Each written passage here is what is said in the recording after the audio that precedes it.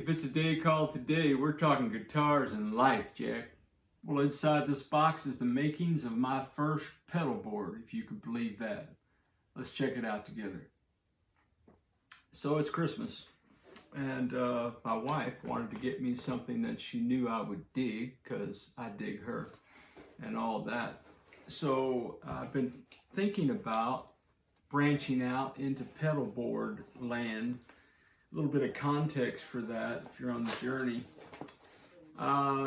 So I've been playing guitar off and on for a few decades, and usually when I gig in my joyful noise gigs, Jim, I usually just have two channels that I work with. I have something that's clean and something that's a little bit more funky. And I used to have, man, a really cool amp. It was a Fender Mustang 4 amp. And it was like a lot of the amps today where you could preset some different kind of modulation settings and all that. But it had a really easy way to shift between channels. But that meant that I had to stand kind of by the amp and go over in between songs and, you know, hit a button or two. And I'm just an old cat. So back in my day, man, when you bought an amplifier, just about any amplifier, it had a couple channels and really just an isolated reverb control. And so that's what I'm used to. So in today's amp world, it's very rare that you can find an amp that has reverb built in. But even if an amp has reverb built in, it would still mean that from time to time, in my gigging context, I would have to walk over to the amp and switch a channel because, you know, you can't reverb everything, contrary to popular belief. So, so my wife got me the foundations of the pedal board that I'm gonna kind of review today on the channel. So this is a pedal board that she found on Amazon. And it comes in this kind of gig bag, pretty decent little gig bag. It is small. I think J-Man has reviewed either this exact pedal board or one much like it on his channel, and he talked about the gig bag. Once you get it all set up, maybe the pedal board didn't fit in the bag quite, you know, as snug as maybe it should, or maybe the gig bag was a little too small for the pedal board once you had all the wires attached to it. So I'm just looking in the box here. There's nothing in the bag, nothing on, no kind of writing on anything so far. Let me just check the board itself to see if there's any writing on it so I can get a brand name for you. Yeah, there you go. Okay. So this is a, like I said, a very small frame pedal board, AKLOT. AKLOT. This is ABP03 DC core 10 plus USB out power supply. So yeah, so I'm not really a pedal guy. I mean, in the past 40 years, I've probably had some Boss Blues Driver, had a distortion pedal at one time. So I am just now beginning to put my pedal board kind of thinking process together so that the next time I do a gigging situation, I'm not going to have to walk over to the amp and hit channels. So yeah, I've only got a few pedals right now.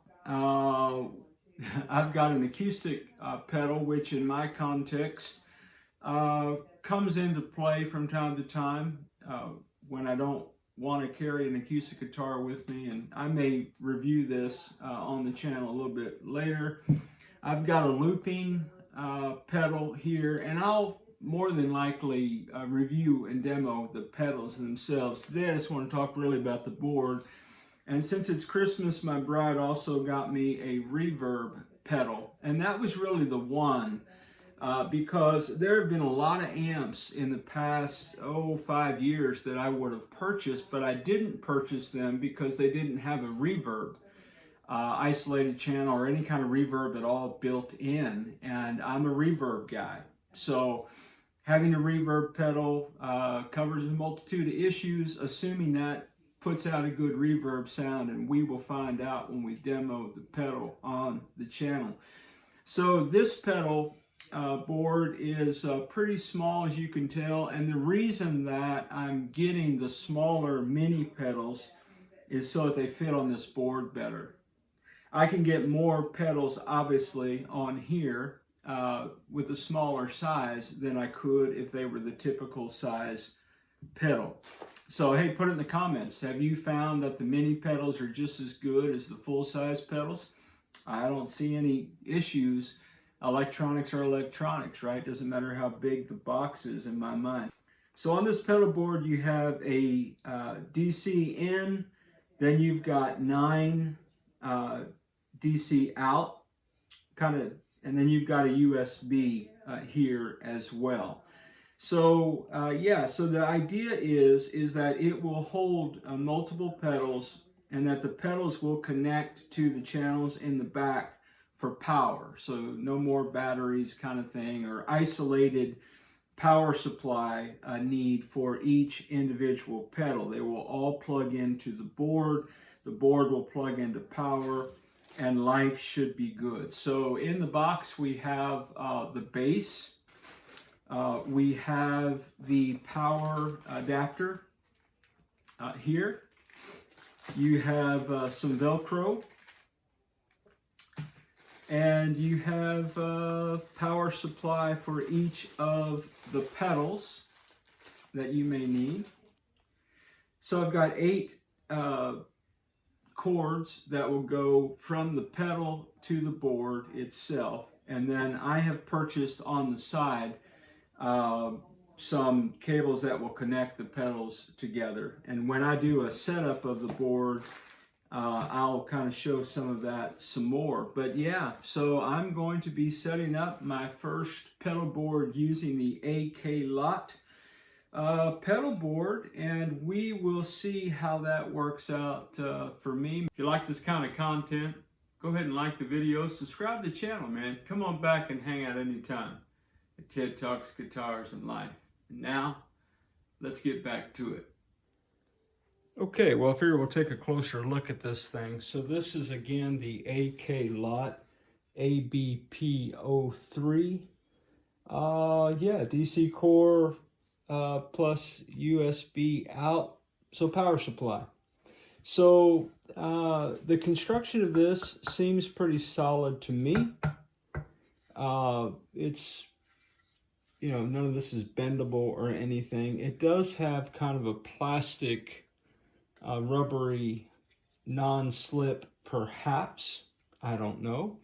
Hey, put it in the comments, man. Are these any good, or do we need like some different kind of cushions here on the bottom?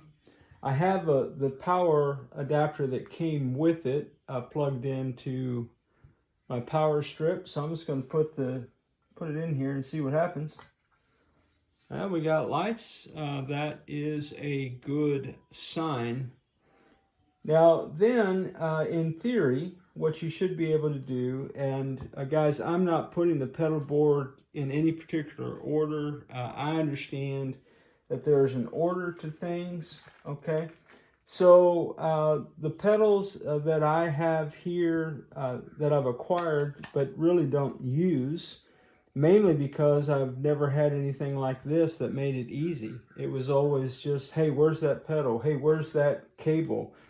So this is the kind of, for each pedal you would need an independent power supply.